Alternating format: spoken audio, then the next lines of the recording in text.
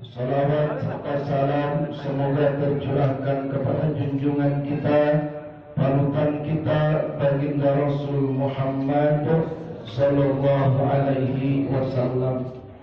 Untuk memulai daripada ta'lim kita, sama-sama kita membaca suratul Fatihah yang mudah-mudahan dengan mujizat daripada suratul Fatihah Allah Subhanahu wa taala senantiasa memberkahi, merahmati, meridai kehidupan kita semuanya dengan kita diberikan panjang umur dalam keadaan sehat walafiat, dijauhkan dari segala musibah, dijauhkan dari segala fitnah, dijauhkan dari segala hal yang sekiranya kita tidak sanggup untuk menyikapi dan menghadapinya. Dan juga mudah-mudahan Allah jadikan keluarga kita sakinah mawaddah warahmah, keturunan kita soleh dan solihah, rizki kita banyak berkah melimpah, dan semua usaha yang dijalankan oleh jemaah Nurul Ilmi diberikan kelancaran, kemajuan, keberkahan, bisa menghasilkan rizki yang banyak, berkah melimpah untuk bekal ibadah kepada Allah Subhanahu wa taala. Kemudian kita doakan orang tua kita, guru-guru kita, suami, istri, anak, kakak, adik, para pewakaf daripada Mushola Nurul Ilmi yang sudah mendahului kita semua. Semoga berkat doa kita Allah bahagiakan mereka di alam barzah sana dengan diampunkan dosa dan kesalahannya, diluaskan, diterangkan kuburannya, Allah tetapkan kuburannya menjadi bagian dari taman surganya Allah Subhanahu wa taala. Kemudian kita doakan pula orang tua kita yang masih ada, semoga Allah sehatkan, panjang umur dalam taat ibadah kepada Allah, dan apabila suatu saat mereka sampai pada batas ajalnya, termasuk kita semua, semoga bisa menghadap Allah dalam keadaan husnul khatimah. Semua yang sakit, berat ataupun ringan, zahir maupun batin, apapun itu bentuk penyakitnya, semoga diangkat oleh Allah, diberikan kesehatan, diberikan kesembuhan, sehat walafiat, tidak kurang suatu apapun. Hajat, niat, maksud, keinginan, cita-cita dari semua jemaah Nurul Ilmi yang hadir, semoga dikabul, dijabah Allah Subhanahu wa taala. Ala hadhihi niyah wa likulli niyatin salihah wa ila hadratin Nabi Muhammadin sallallahu alaihi wasallam wa ala alihi wa sahbihi wa azwajihi wa dhurriyyatihi wa ahli baitihil kiram, susan ma'alif adal kitab Riyadus Salihin, nafa'allahu bi'ulumi wa karami bibarakati umil Qur'an. Al-Fatihah. A'udzu billahi minasy syaithanir rajim. Bismillahirrahmanirrahim. Alhamdulillahi rabbil alamin. Ar-Rahmanir Rahim. Maliki yaumiddin. Iyyaka na'budu wa iyyaka nasta'in. Ihdinas siratal mustaqim. Siratal ladzina an'amta 'alaihim ghairil maghdubi 'alaihim waladdallin. Amin. Mudah-mudahan doa kita semuanya dijabah, dikabul oleh Allah Subhanahu wa taala. Amin ya Allah ya rabbal alamin. Para jemaah Mushola Nurul Ilmi yang dirahmati Allah Subhanahu wa taala, alhamdulillah kita bersyukur kepada Allah masih diberikan nikmat umur, nikmat sehat, sehingga sudah 2 minggu kita ada di tahun 2022. Maka mudah-mudahan kesempatan yang Allah berikan kepada kita waktu yang Allah masih berikan kepada kita bisa kita manfaatkan sebaik mungkin untuk merapihkan kehidupan kita di masa lalu dan mempersiapkan bekal kita untuk pindah ke alam kubur. Karena tanpa kita punya persiapan, tanpa kita punya bekal, maka kita akan disulitkan di saat nanti bangkit dan bangun di dalam kubur. Kenapa? Dikarenakan Rasulullah menyatakan, mal mayyitu bi qabrihi illa kal gharikil mutagawwis. Semua jenazah, semua mayat, keberadaannya di dalam kubur percis seperti orang yang tenggelam dan berteriak minta tolong. Kita sekarang belum merasakan. Coba bayangkan oleh jemaah, bayangkan oleh kita semua, kita di tengah laut tenggelam, di sungai tenggelam, di danau tenggelam, tanpa menyiapkan apapun. Tidak bisa berenang, tidak ada alat pelampung, tidak ada tali untuk berpegangan, tidak ada makan ataupun minuman. Kalau minum mungkin air lautnya ada. Kita terapung-apung begitu lama dan panjangnya, begitu susah, begitu sulit, begitu kita sangat menyedihkan. Tapi kalau seandainya kita punya kesiapan, punya pembekalan, sebelum jatuh tuh pesawat ke tengah laut, sebelum tuh jatuh pesawat ke tengah danau, kita sudah siap pelampung, kita sudah siap tali, kita sudah ada ransel yang isinya makanan. Meskipun kita masuk ke dalam kubur, sudah ada kesiapan. Jatuh ke sungai, sudah ada pelampung. Mau terseret arus, sudah ada tali untuk berpegangan. Kelaparan, di ransel sudah siap makanan. Meskipun kita dikubur di dalam tanah, sudah punya kesiapan. Aman.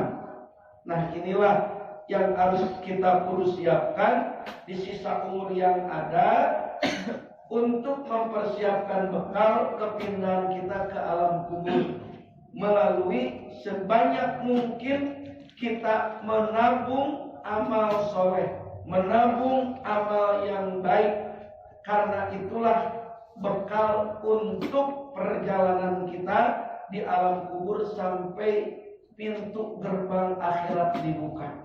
Maka mudah-mudahan salah satunya bekal yang kita himpun dan kita kumpulkan setiap Jumat malam Sabtu, yaitu thalabul ilmi di Mushola Nurul Ilmi. Semoga duduknya kita, langkahnya kita, kemudian mempelajari ilmu Allahnya kita, ini akan menjadi tabungan bekal di alam kubur nanti. Amin ya rabbal alamin. Kita akan melanjutkan malam hari ini kajian hadis Riyadhus Shalihin. Halaman 226. Kemarin kita sedang membahas tentang menunaikan amanah. Amanah ini merupakan sesuatu pekerjaan yang sangat berat. Karena kalau kita tidak bisa melaksanakannya, berarti kita khianat. Allah mengamanahkan ibadah kepada kita. Sholat itu amanah, puasa itu amanah, zakat itu amanah, baik sama orang tua itu amanah. Maka jika kita tidak tunaikan amanah dari Allah tersebut, maka status kita di mata Allah seorang pengkhianat kepada Tuhannya. Allah Ta'ala. Jangankan mengkhianati Tuhan, kita mengkhianati jenderal saja. Itu. Dipaling gara-gara mengkhianati jenderal, mengkhianati bos, dipenjarakan. Mengkhianati pacar,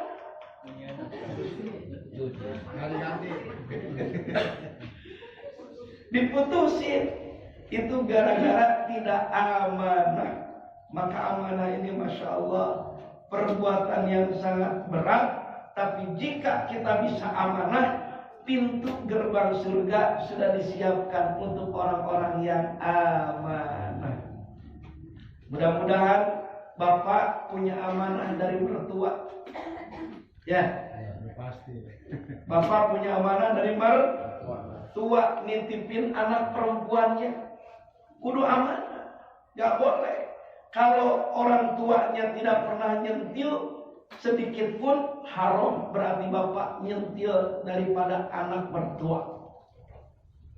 Kalau bapak istri kita tidak pernah nampar, barang satu kali pun dalam perjalanan hidupnya di saat merawat anak perempuannya dititipkan ke kita, haram kita itu untuk menampar.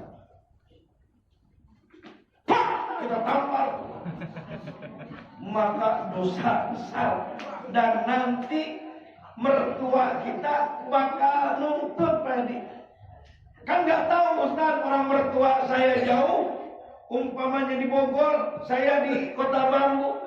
Sekarang tidak tahu mertua bawa anaknya dianiaya oleh kita, tapi sudah direkam, sudah ada CCTV Allah Raqib dan Atid, nanti bakal diperlihatkan. Maka orang tua istri kita tidak akan ridho. Dulu menyerahkan kepada kita karena percaya bahwa kita amanah. Ini disia-siakan. Tiap malam itu istrinya diinjak-injak karena pegal kan? Ya lain cerita. Kalau pegal itu mah jadi ibadah namanya. Nah, itu amanah.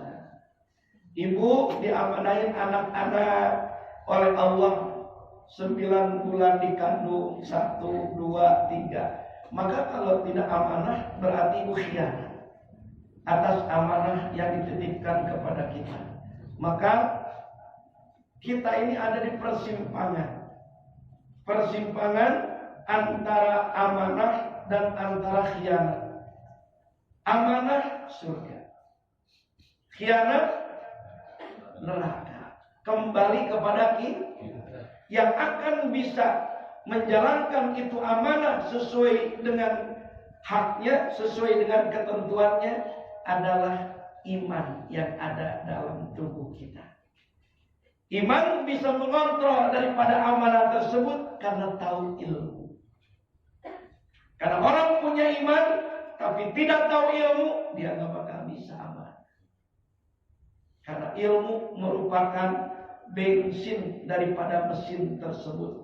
Iman mesin penggerak, tapi tanpa yang namanya bensin gak bakal laju, gak bakal bisa jalan. Mogok nih, mogok gak bakal jalan. Itu namanya iman. Kudu dicas, kudu diisi bensin dengan ilmu. Nah, ilmu inilah, makin banyak ilmu, kemanapun kita melajukan itu kendaraan, siap full. Itu yang namanya bensinnya. Kemanapun kita melangkah, berapa lama pun kita hidup, aman.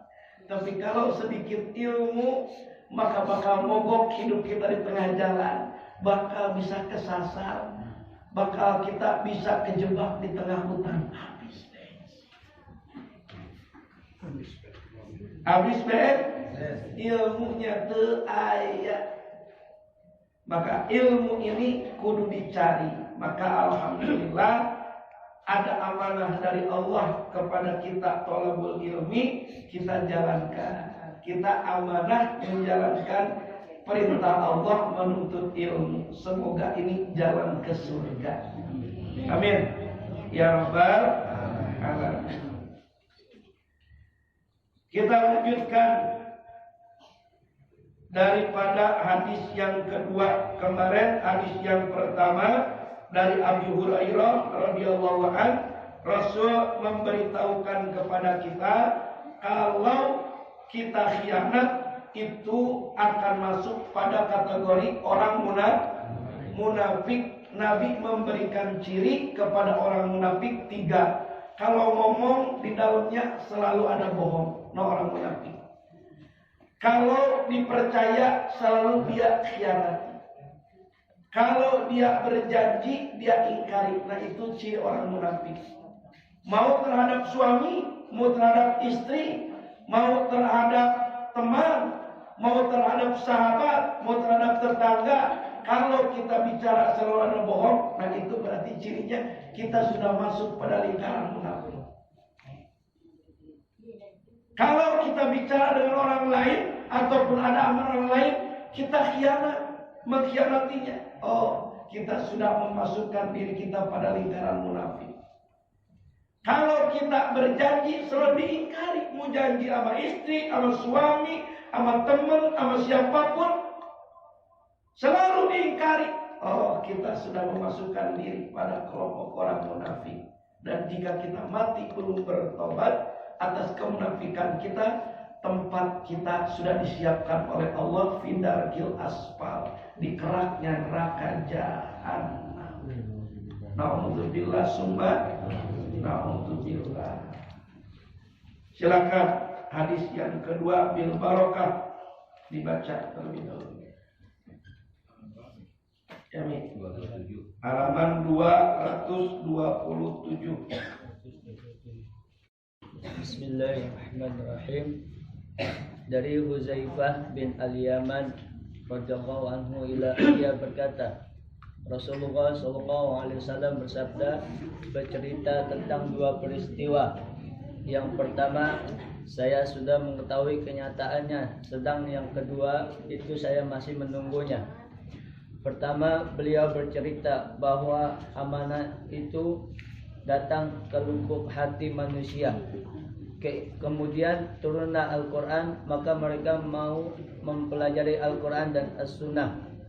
Yang kedua, beliau menceritakan tentang dicabutnya amanah, yaitu ada seorang laki-laki yang sedang tidur, kemudian dicabutlah amanah itu dari hatinya, sehingga sisa sedikit saja, kemudian ia tidur lagi, maka tercabut pula sisa amanah itu, dan yang ada hanya bekasnya seperti bara api yang terinjak telapak kaki dan menimbulkan bengkak, sedangkan kamu melihat bahwa itu tidak apa-apa.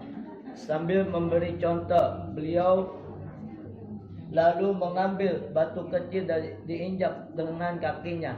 Setelah itu orang-orang seperti biasanya berjual beli, tetapi tidak terdapat lagi orang yang jujur atau amanat. Sehingga kalau ada seseorang yang dapat dipercaya dan mendapat pujian, alangkah sabarnya, alangkah cerdiknya, dan alangkah pandainya. Padahal menurut beliau di dalam hatinya tidak sedikit pun terselip keimanan walau sebesar biji sawi. Uzaifah berkata, sungguh saya telah mengalami suatu masa di mana saya tidak memilih orang dalam berbaiat bila ia seorang muslim, ia patuh dan taat pada agamanya. Apabila ia Nasrani atau Yahudi, ia takut kepada hukum negara. Adapun kini saya tidak bisa mempercayai dalam berbaiat kecuali pada si fulan dan si fulan. Hadis riwayat Bukhari dan Muslim. Suatu hari Rasulullah SAW bercerita kepada para sahabat bahwa ada dua peristiwa, yang peristiwa ini berbeda. Yang pertama, kata Nabi, aku sudah mengetahuinya. Yang kedua, aku belum tahu, menunggu kepastiannya. Apa dua peristiwa tersebut? Yang pertama, peristiwa itu adalah bahwa datangnya amanah itu ke lubuk hati. Ke sini nih. Bahwa datangnya amanah itu ke lubuk hati. Kemudian di saat amanah itu sudah masuk di dalam lubuk hati seseorang, kemudian turunlah Al-Quran untuk memberikan suatu hukum. Turunlah As-Sunnah untuk memberikan suatu pelaturan, untuk menjalankan daripada amanah tersebut. Nah, ini udah jelas kata Nabi bahwa amanah itu akan masuk ke jantung manusia. Sehingga orang yang amanah, dia akan menjalankan daripada apa yang ada dalam Al-Quran, apa yang diperintahkan oleh Al-Quran, apa yang dicontohkan oleh Al-Hadis. Maka orang yang sudah ada amanah di hatinya, dia tidak akan mengabaikan daripada apa yang diperintahkan Quran. Dia tidak akan mengabaikan daripada apa yang dicontohkan oleh Al-Hadis. Maka dia akan laksanakan, dia akan kerjakan karena ada di hati di sini. Tuh. Kenapa amanah itu masuknya ke hati? Karena mulut seseorang baik ataupun busuk tergantung hati. Mata seseorang baik atau busuk tergantung hatinya. Tangan seseorang bergerak baik ataupun buruk tergantung hatinya. Kaki seseorang melangkah kepada yang baik ataupun kepada yang buruk tergantung hatinya. Maka kalau seandainya hati seseorang itu busuk, maka akan keluar di saat bicara itu kata-kata yang busuk pula.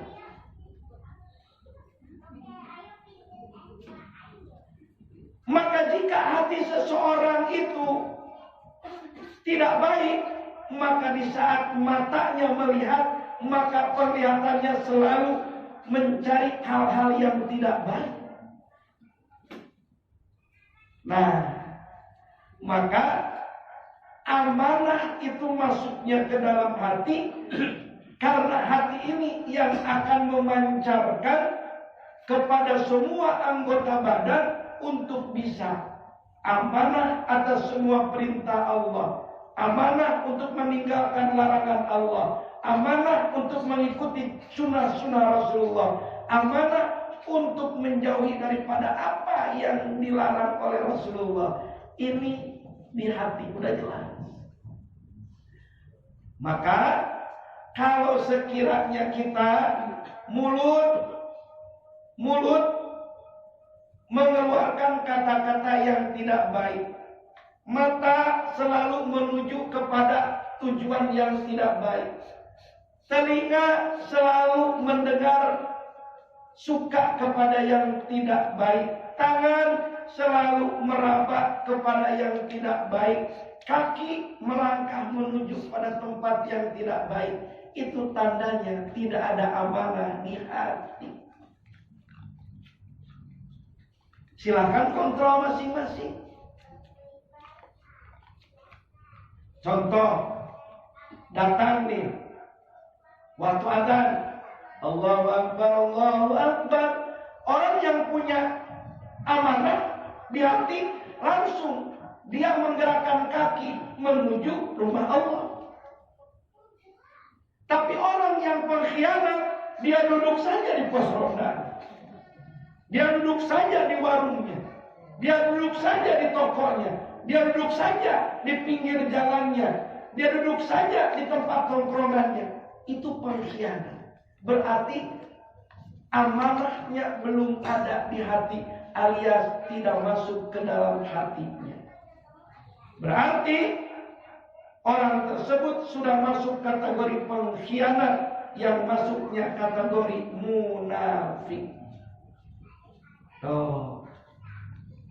Mulut selalu berbohong, berarti belum ada amanah di hatinya. Makanya nih udah jelas kata Nabi, amanah itu masuknya ke dalam hati. Maka oleh karena itu si amanah ini kudu dijaga, kudu dipelihara, dan kita buka pintu supaya masuk ke dalam hati. Dengan apa? Bersihkan hati kita. Karena kalau penuh dengan noda, hati penuh dengan kotor, hati penuh dengan dengki, hati penuh dengan kebencian, hati penuh dengan iri, hati penuh dengan keangkuhan, maka amanah sulit sekali untuk bertempat tinggal di dalam hati. Sehingga responnya, efeknya, mata, mulut, tangan, kaki selalu menuju kepada hal yang tidak baik, alias menjadi pengkhianat atas amanah Allah. Makanya sering diisi hati itu, dibersihkan dengan istighfar. Astagfirullahaladzim. Sering berzikir la ilaha illallah. Bersihkan dengan tasbih subhanallah walhamdulillah wala ilaha illallah wallahu akbar. Hati sering diisi zikir, hati sering diisi istighfar, hati sering diisi tasbih, maka itu akan terbuka dan akan ada celah pintu untuk masuknya amanah. Baru tuh anggota kita akan baik. Itu yang jelas peristiwa pertama, masuknya amanah ke hati. Yang kedua yang belum jelas adalah dicabutnya amanah. Belum jelas. Nabi bercerita seorang laki-laki tidur. Di saat tidur orang itu amanah. Di saat bangun tidur sudah tidak ada amanah dalam hidupnya. Dia dengar adzan, seyogianya amanah kepada perintah Allah dia abaikan. Padahal sebelumnya dia itu tepat waktu. Sebelum tidur dia begitu santun kepada ibunya, begitu santun kepada ayahnya. Pas bangun tidur membentak ibunya, menunjuk ayahnya, dia banting barang di depan ibunya. Pusing gua jadi anak orang susah lah. Waduh, padahal sebelumnya boro-boro. Nah ini belum diketahui sama Nabi, menunggu dicabutnya amanah. Maka dengan semudah itu Allah bisa menggulirkan amanah seseorang, awalnya baik menjadi tidak baik. Lap tidur dicabut amanahnya, pas bangun hidupnya jadi buruk. Masih ada tersisa, dicabut lagi, tidur lagi, dicabut, hilang, tinggal bekasnya doang. Ibarat bara api yang tersisa, kemudian kayu bakarnya sudah habis, tinggal bara apinya. Tidak kelihatan kayu bakarnya, tinggal bara apinya. Kalau diinjak itu akan membengkakkan kaki kita. Tapi orang tidak menyadari itu adalah hal yang bahaya.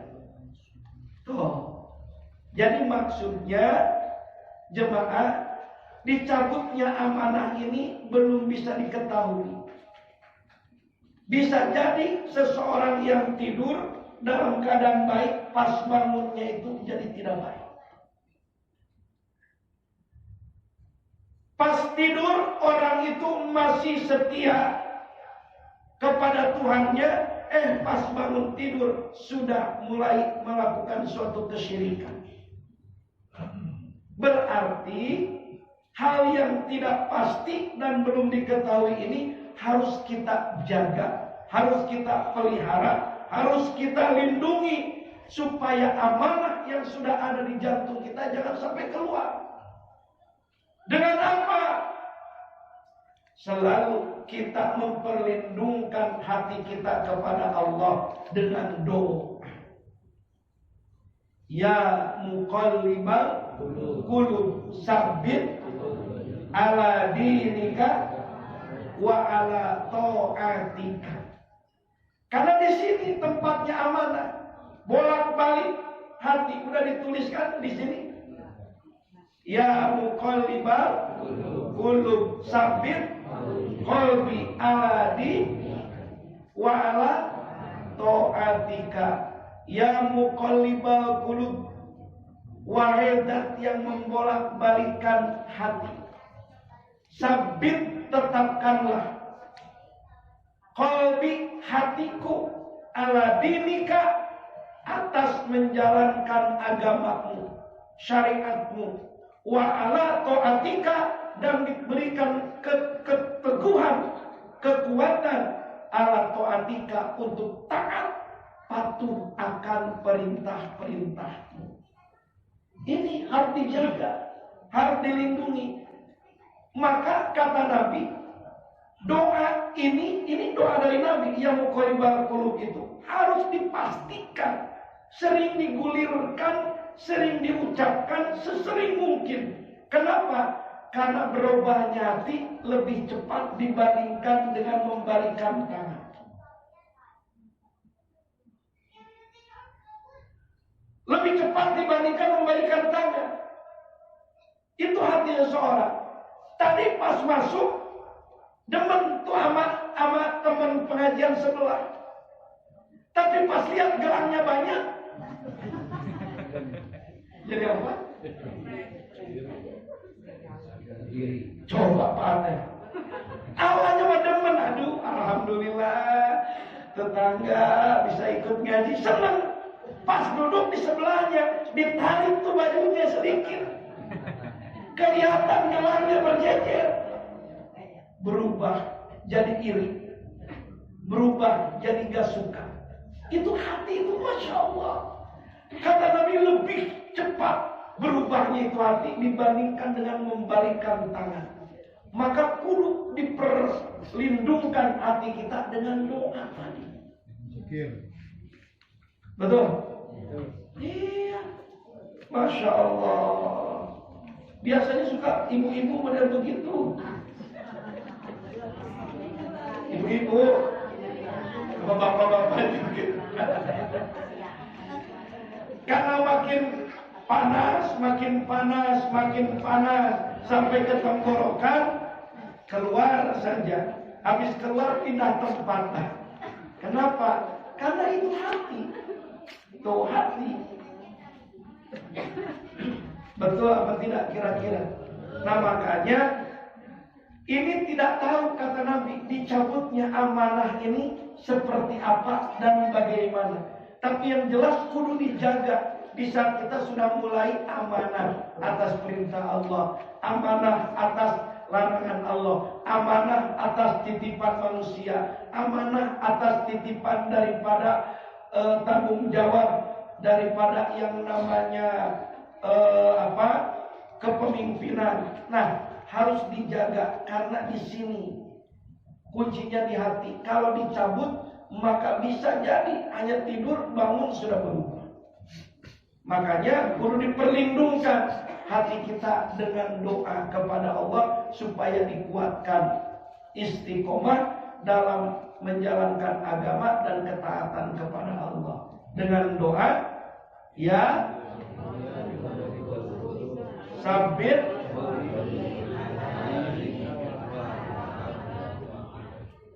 hanya 27 orang nih yang baca.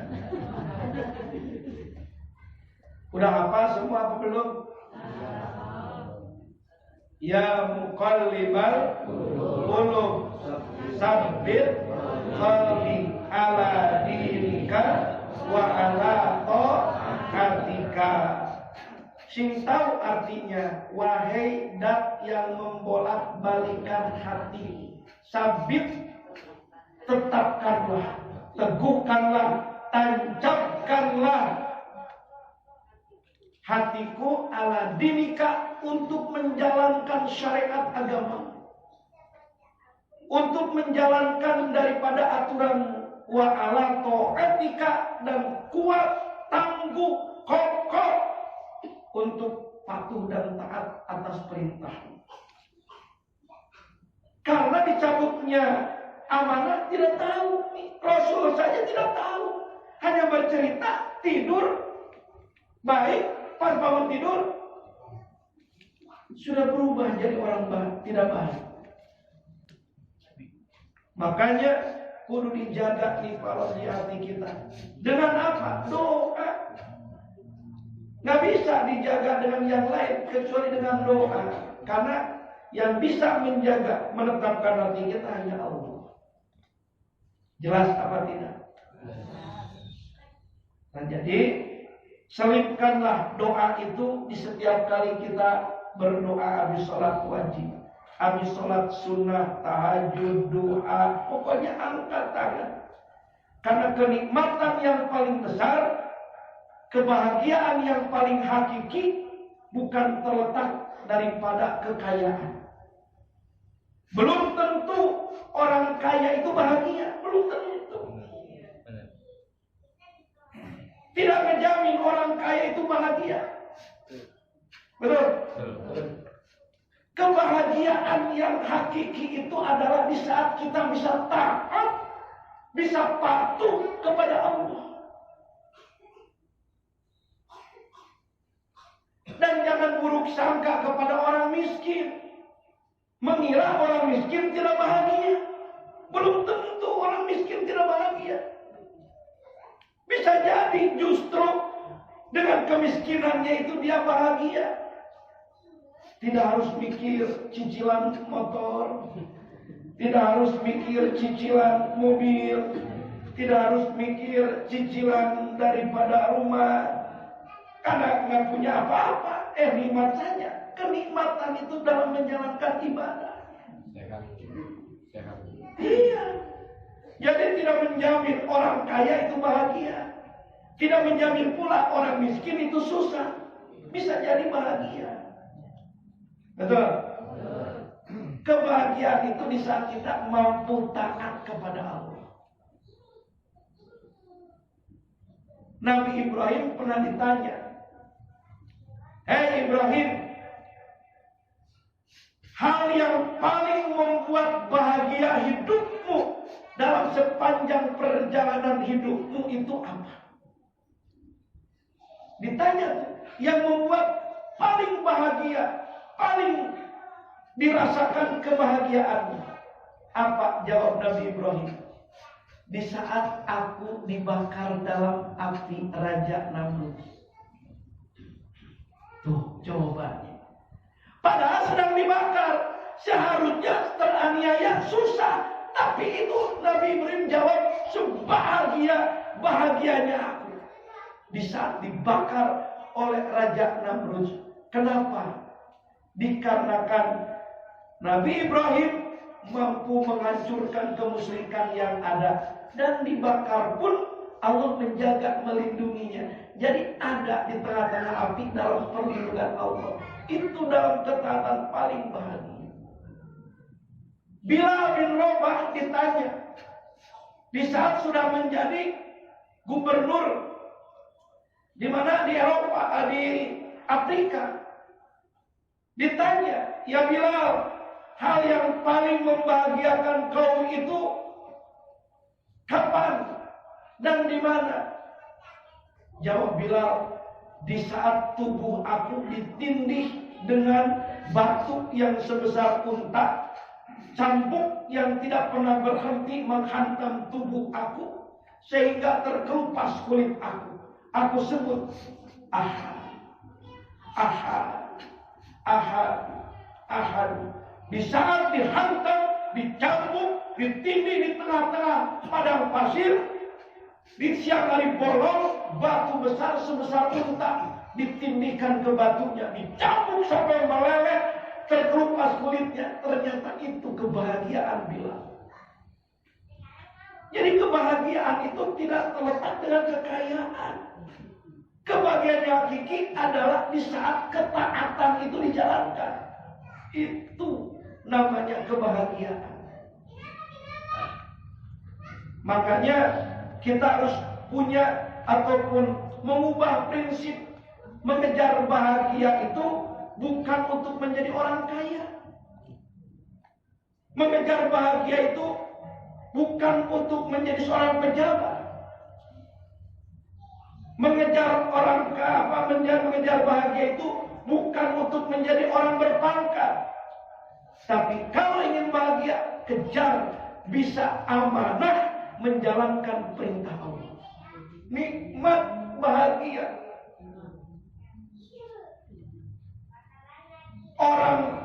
pejabat belum tentu dia bahagia. Orang punya kedudukan belum tentu bahagia. Apalagi kalau penuh kebohongan. Bahagia itu di saat kita amanah menjalankan perintah Allah. Sujud sampai netes air mata. Itu tuh kebahagiaan. Ya, Mi? Iya. Makanya kita kudu pelihara amanah yang sudah masuk ke dalam hati dengan doa. Udah pasti peristiwa masuknya amanah ke hati. Kemudian ditopang dengan ilmu, bisa menjalankan selamanya. Peristiwa yang kedua, dicabutnya amanah, belum tahu namanya juga. Sampai bercerita bisa jadi seorang laki tidur, bangun udah jelek. Nah, berarti amanah itu harus betul-betul dipelihara, dijaga dalam hati kita sampai jangan sampai dicabut, jangan sampai hilang. Maka lindungi melalui doa. Ya muqallibal qulub, sabbir ala dinika. Semoga kita nih pelan-pelan bisa mengkokohkan amanah dalam hati kita. Amin. Karena kalau sudah kokoh dalam hati kita, maka akan gerak. Tangan akan melakukan yang baik. Mata akan melihat kalau di saat dilihatkan kepada yang baik. Mulut di saat bicara juga yang baik. Itu amanah namanya. Baru akan dirasakan kebahagiaan. Karena orang yang berbohong gak bakal bisa bahagia sampai kapanpun. Dihantui dengan sesuatu kesalahan. Bapak pernah bohongin istri, maka apa yang pernah dilakukan itu akan menjadi perasaan beban. Penyakit. Jadi penyakit. Istri yang pernah dibohongin sudah retak. Seperti kaca pecah. Walaupun masih bisa disambungkan, tapi bekasnya masih tersisa. Betul? Nah, maka oleh karena itu kita pelihara amanah kita. Insya Allah. Jelas apa tidak? Ini hadis yang kedua. Berikutnya hadis yang ketiga. Bismillahirrahmanirrahim. Dari Hudzaifah dan Abu Hurairah radhiyallahu anhu, ia berkata, Rasulullah sallallahu alaihi wasallam bersabda, Allah yang maha memberi berkah lagi maha tinggi kelak akan mengumpulkan manusia, kemudian orang-orang mukmin berdiri di dekat surga. Mereka lalu mendatangi Nabi Adam alaihissalam dan berkata, wahai bapak kami, bukakan pintu surga ini untuk kami. Beliau menjawab, bukankah yang mengeluarkan kalian dari surga adalah dosa bapakmu? Datanglah kepada Ibrahim Khalilullah. Mereka pun mendatanginya, tetapi beliau menjawab, itu bukan hakku. Aku hanyalah Khalilullah, kekasih Allah, dan berada di belakang sekali. Datanglah kepada Musa, karena Allah berfirman langsung kepadanya. Mereka pun mendatanginya, tetapi beliau menjawab, itu bukan hakku. Datanglah kepada Nabi Isa, kalimah dan ruhullah. Maka Isa pun menjawab, itu bukan bagianku. Kemudian mereka mendatangi Nabi Muhammad SAW dan diminta untuk membuka pintu surga. Beliau berdiri dan diizinkan untuk membukanya. Kemudian dilepaskanlah amanah dan kasih sayang, dan keduanya itu berada di kanan dan kiri beliau sebagai titian menuju ke surga. Beliau bersabda, orang pertama yang melewatinya berjalan secepat kilat. Hudzaifah bertanya, apakah ada yang berjalan secepat kilat? Beliau menjawab, bukankah kalian dapat membayangkan bagaimana berjalan hanya sekejap mata? Kemudian ada seseorang yang melewatinya bagaikan terbangnya burung, dan ada pula yang melintasinya bagaikan orang yang berlari kencang sekali. Semua itu menurut beliau tergantung amal perbuatan mereka. Sedangkan Nabi Muhammad SAW berdiri di atas sirat titian seraya berdoa, "Wahai Tuhanku, selamatkanlah, sehingga sampai pada giliran orang-orang yang amal baiknya sedikit, bahkan sampai datang seseorang yang tidak bisa berjalan melainkan dengan merangkak. Dan di antara kedua tepi sirat atau titian tergantung alat-alat yang dibuat dari besi dan bertugas mengambil orang-orang yang harus diambilnya. Di antaranya ada orang yang terluka tetapi selamat, dan ada pula orang-orang yang dicakar-cakarnya lalu dilemparkan ke dalam api neraka. Menurut Abu Hurairah, sesungguhnya dasar neraka jahanam itu sejauh perjalanan 70 tahun. Hadis riwayat Muslim. Subhanallah. Nanti Bapak Ibu, di saat di padang mahsyar, manusia itu kebingungan karena sekeliling daripada yang namanya padang mahsyar itu api neraka jahanam. Bingung. Akhirnya harus kemana ini jalan? Di atas matahari 7. Sekelilingnya itu jahanam. Ini harus kemana jalan? Maka datang kepada Nabi Adam, "Bapak kami, tolong bukakan jalan ke surga. Kami ingin keluar dari tempat yang sangat mengerikan ini." Apa jawab Nabi Adam? "Saya nggak bisa membuka pintu gerbang surga." Kenapa? Ada satu yang tidak amanah daripada Nabi Adam, melanggar larangan Allah, makan buah khuldi. Aku nggak bisa. Tuh gara-gara ada amanah. Amanah diabaikan. Jangan kau makan buah khuldi, apalagi memakan. Jangan kau dekati, apalagi memakannya. Dilanggar, berarti tidak amanah. Gara-gara itu, walaupun sudah tobat dan sudah diterima tobatnya, tidak bisa membuka jalan menuju surga. Coba kau datangi Ibrahim, dia kekasih Allah, dia paling taat kepada Allah, paling banyak berbuat baik untuk manusia. Datang pada Nabi Ibrahim, "Ya Khalilullah, kekasih Allah, tolong bukakan kami pintu menuju surga. Jangan sampai kami berputar-putar dikelilingi jahanam ini." Apa jawab Ibrahim? "Saya nggak bisa dan saya nggak punya hak." Kenapa? Ada satu amanah yang diabaikan pula oleh Nabi Ibrahim. Di saat ditanya oleh Raja Namrus, "Siapa yang menghancurkan Tuhan-Tuhan saya?" kata Raja Namrus. Maka Nabi bilang, "No." Nunjuk patung yang paling gede. Karena itu kampak bekas ngancurin patung-patung tuan-tuan Raja Namrud itu dikalungkan oleh Nabi Ibrahim di leher patung yang paling besar. No, yang ngancurin, no kampaknya dia kalungin. Hanya bahasanya itu saja. Bohong apa enggak Nabi Ibrahim? Dalam bahasa pertamanya kategorinya bohong, tapi lihat tafsir Quran, Nabi Ibrahim nunjuknya begini. Nunjuknya begini nih, Bu. Dirinya. No, gitu kan? No, dia no. Jadi no ke sana ke patung, satu ke dirinya. Supaya apa? Tidak bohong. Tapi ternyata itu tidak amanah pula.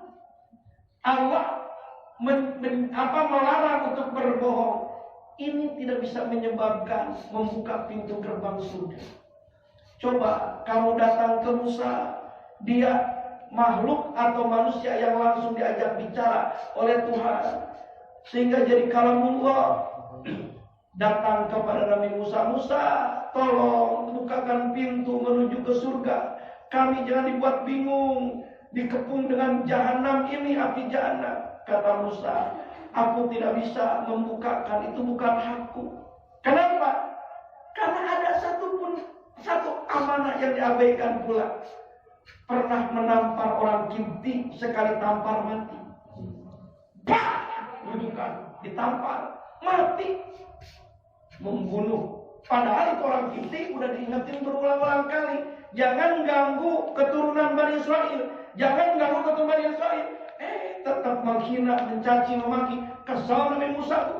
Ditampar. Pak! Matilah. Mati. Sebab itu gak bisa membukakan. Coba ke Isa. Dia Ruhullah. Ruhul Kudus disebutnya. Datang ke Isa. Ini bukan hak aku. Kenapa? Walaupun Isa tidak bersalah, tapi Isa dijadikan Tuhan oleh manusia. Sampai ini tidak bisa membuka. Coba kau datang kepada Nabi akhir zaman.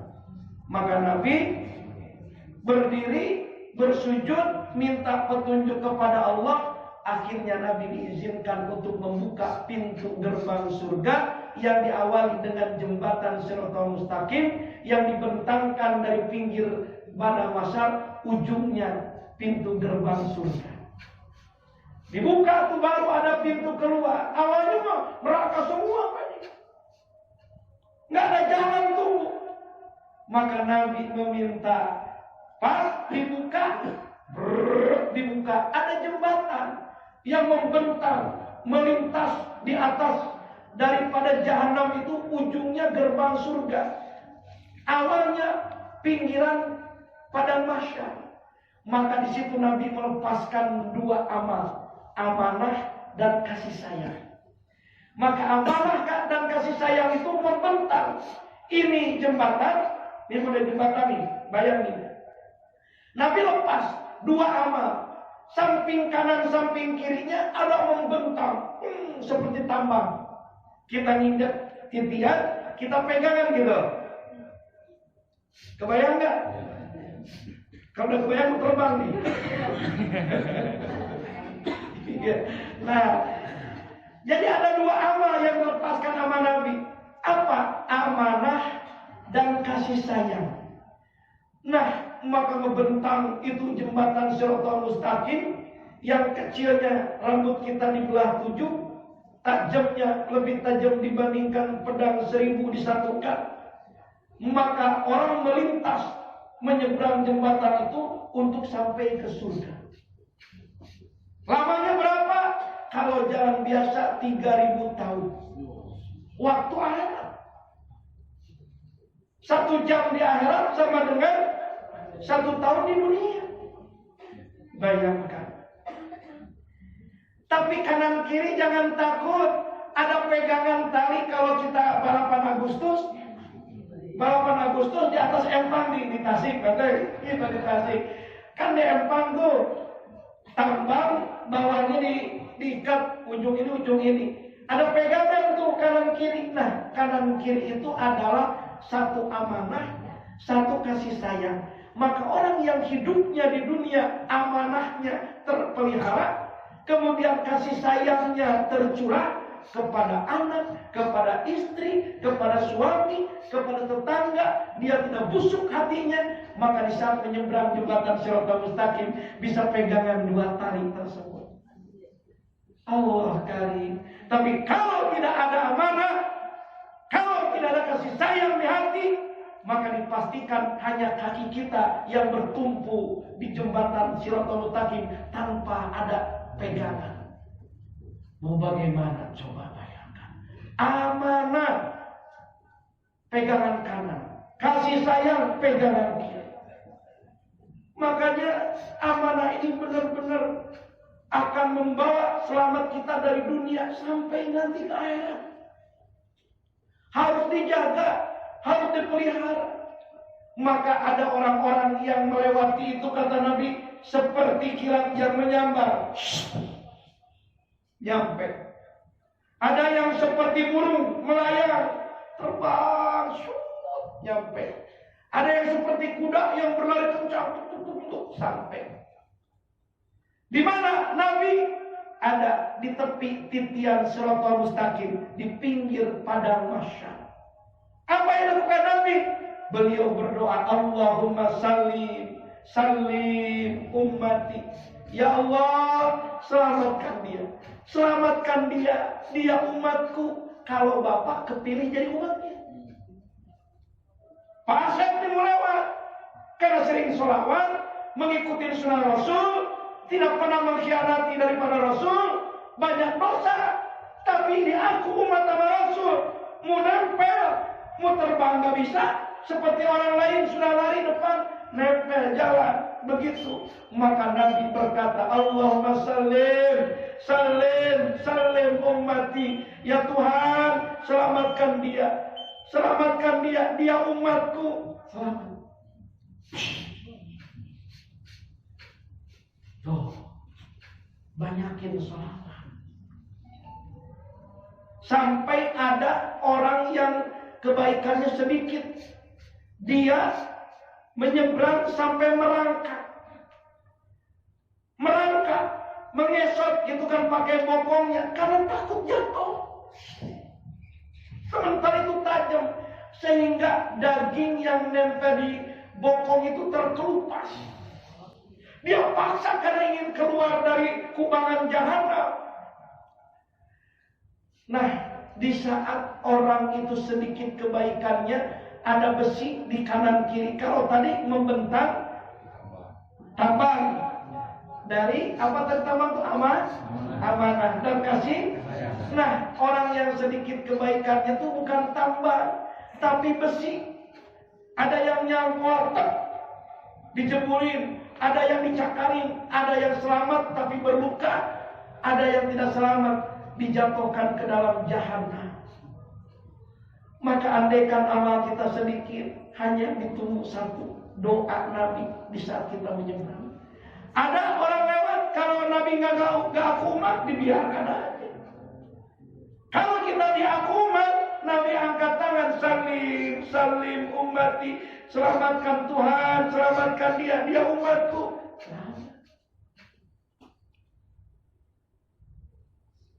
Nah, kalau kita tidak bisa terbang dan tidak bisa lari secepat kilat, minimal berjalan biasa tapi punya pegangan kanan kiri. Apa amanah kita jalankan di dunia? Kasih sayang kita tebarkan di keluarga dan sesama. Insya Allah kita akan selamat sampai pintu gerbang surga. Amin. Amin ya Rabbal. Amin. Jelas apa tidak? Ya udah selesai. Dan jelas. Subhanallah. Kita kebayang hadis riwayat Muslim ini, bagaimana nanti kita ya? Nabi saja melepaskan ada satu amanah, nggak bisa membuka pintu gerbang surga, hanya baginda Rasul. Kenapa? Karena Nabi al-amin, terpercaya. Mudah-mudahan jemaah Nurul Ilmi pada punya tambang kanan kiri, bisa menyeberang. Bahkan semua jemaah Nurul Ilmi, termasuk ustadznya, kok sejemaah doang ustadznya. Tidak harus pegangan kepada dua tali kanan kiri di jembatan Shiratal Mustaqim itu, tapi kita bisa melesat secepat kilat. Amin. Mau nggak? Mau nggak? Baca hadis yang lain. Siapa sih yang melesat secepat kilat itu? Man dawama alal jamaah yamuru ala sirat kalbalkil hatib, kata Nabi. Orang yang dawam berjamaah akan yamuru, dia melintas ala sirat, di atas jembatan Shiratal Mustaqim, kalbalkil hatib, seperti kilat yang menyambar. Sampai bapak-bapak alhamdulillah sudah mulai dawam jemaah. Ibu-ibu tiba heula nepikeun ka ayeuna pada bahmor teu jemaah. Berjamaah itu bukan untuk laki-laki doang, untuk umat Nabi. Man dawama ala jamaah yamurru ala sirat kabalkil hatib. Siapa sih? Kan tadi ada yang seperti kilat menyambar nih. Ya makanya kata Nabi, ada yang melihat seperti kilatnya. Siapa? Baca hadis yang lain. Man dawama, siapa yang mendawamkan ala jamaah, sholat berjamaah, yamurru, dia akan melintas ala sirat, di atas jembatan Shiratal Mustaqim, kalbarkil hatib, seperti kilat yang menyambar. Tuh, hanya bapak-bapak Sebagian doang lagi bapak-bapaknya juga. Ya terserah nanti mau melintas di situ secepat kilat ataupun merangkak. Ini yang kurang ibu-ibu nih. Ini bukan ngapa-ngapain ibu-ibu, ngingetin doang. Coba ibu dikalkulasikan, kalkulasi apa namanya Pak? Direkapitulasi, bahasa apa tuh? Direkapitulasikan dari mulai akhir balik sampai sekarang nih ngaji, sholat yang dikerjakan dalam perjalanan hidup yang 5 waktu banyak dikerjakan berjamaah apa banyak dikerjakan sendiri? Merangkaklah. Iya. Bismillah, ada kesempatan, nggak ada di rumah, ada musola, nggak basah, tidak ada fitnah. Bismillah. Dulu biarkanlah. Yang lalu berlalu. Just get bagian kira-kira yang tahu lah, gitu kan? Yang lalu biarlah berlalu. Bismillah, di air hidup manfaatin. Insya Allah semuanya melintas jembatan Siratal Mustaqim kabar Habib seperti kilat yang menyambar. Amin. Ya Rabbal dawam berjamaah. Insyaallah. Tinggal hadis yang keempat. Lebih panjang lagi nih hadis. Masya Allah. Ada yang bertanya? Saya mau nanya tentang sholat. Ya. Sholat isya itu kan di waktu jamnya. Jadi saya bilang jahit gitu. Nah, saya dengar lagi nih saya ngaji di tempat lain gitu ya. Katanya sholat isya itu haram. Jadi saya bingung ngirim jahitnya. Adanya sholat setelah isya 15 menit. Adanya awal. Jadi saya bingung nih. Saya punten ya, berulang-ulang kali ke Madinah. Dulu di saat rodoh perempuan boleh ditempati sama laki-laki, saya suka bawa jemaah itu habis subuh. Gak boleh sholat, haram, suruh duduk, gak boleh sholat pada subuh. Pas masuk waktu suruh, masuk waktu isra, kom, haji kom. Isra, syuruk selamat tadi. Itu di samping makam Rasul, syekhnya yang menyuruh. Gitu. Yang diharamkan mengerjakan sholat itu dari mulai sholat ba'da subuh sampai terbit matahari. Nah, terbit matahari bahasa Arabnya itu syuruk. Nah, kita sholat itu bukan sebelum terbit. Pas sudah keluar matahari, kemudian kita sholat. Untuk apa? Sujud terima kasih kepada Allah karena matahari dikeluarkan pagi hari itu. Tujuannya itu. Jadi bukan sebelum keluar matahari. Yang diharamkan itu pada subuh sampai terbit matahari. Nah, terbit matahari itu syuruk. Sekarang jam 5.45. Nah, keluarkan matahari. Tuing. Sudah keluar matahari, waktu tarimnya lewat. Nah, maka silahkan di situ bersujud kepada Allah. Terima kasih. Kau masih keluarkan matahari di sebelah timur. Karena suatu saat kita tunggu pagi hari, matahari gak keluar dari timur. Orang-orang sampai naik pohon kelapa, sampai naik ke gedung pencakar langit. Mana nih matahari? Kok nggak keluar? Tahu-tahu nongolnya sebelah barat. Itu tandanya kiamat akan dimulai.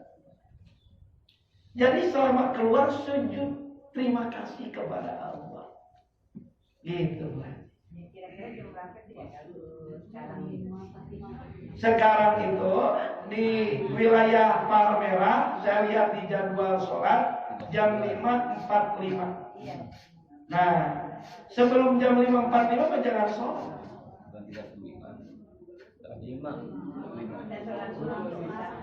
45 ya? Ini ada.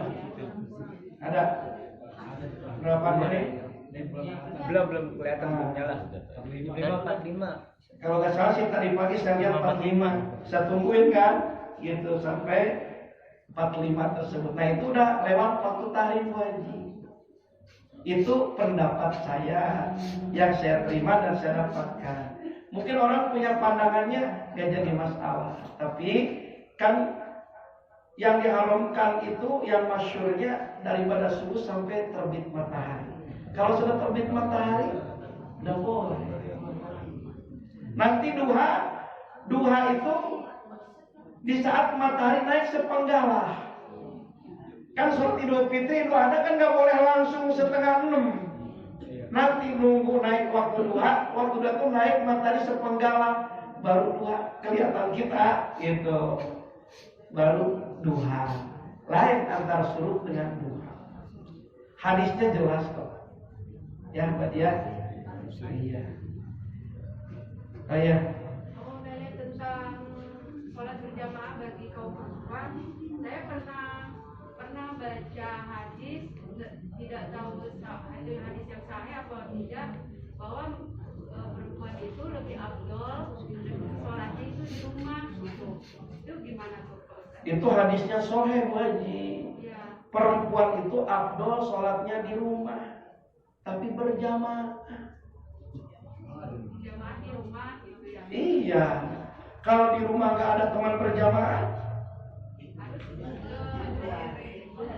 nyari yang ada tempat berjamaah. Di musola ada, tidak diharamkan. Kalau perempuan tidak boleh berjamaah, kenapa atuh waktu haji, waktu umroh perempuan pada ke masjid untuk berjamaah? Kalau memang tidak boleh, udah di hotel masing-masing. Gak usah ke Masjidil Haram, gak usah berjamaah.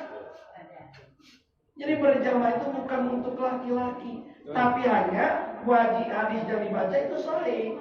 Perempuan afdolnya sholat di rumah, tapi kudu berjamaah. Kan ada anak perempuan, ada emak perempuan juga kan emaknya dong. Perempuan nenek perempuan juga dong. Aja berjamaah. Tapi kalau tidak bisa berjamaah, nggak ada orang, cari tetangga, nggak ada juga. Di mana yang ada tidak akan muncul fitnah, tidak diharamkan. Di musola yang ada, karena ada hijab juga. Tak beda dengan di Masjidil Haram. Kalau diharamkan pasti dilarang semuanya. Gitu. Kalau sholat isyraq coba Pak Ustaz, waktunya berapa menit ya? Sholat isyraq waktu setengah jam atau 1 jam? Sekitar setengah jaman ataupun 15 menit, karena itu akan masuk ke waktu duha berikutnya.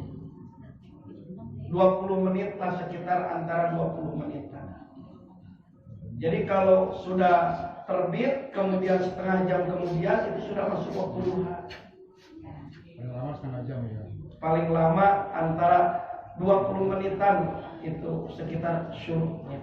Karena sebelum keluar matahari naik, waktu duha, nah kita itu ada syuruk isyraq.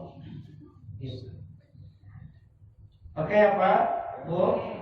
Mudah-mudahan kita semuanya bisa amanah dalam menjalankan hidupan ini, tebar kasih sayang supaya kita punya pegangan kanan kiri di saat menyeberang jembatan Shiratal, apalagi bisa melewati dengan sekilat cepat atau sekilat seperti kilat menyambar sampai di pintu gerbang surga semuanya dengan dawam berjamaah. Insyaallah ini saja untuk kajian malam hari ini. Semoga bermanfaat dan menjadi ilmu yang bisa membawa selamat untuk hidup kita dunia, kubur sampai yaumil akhir. Wallahu a'lam bishawab. Subhanakallahumma wa bihamdika asyhadu an la ilaha illa anta astaghfiruka wa atubu ilaik. Walhamdulillahirabbil alamin. Assalamualaikum warahmatullahi wabarakatuh.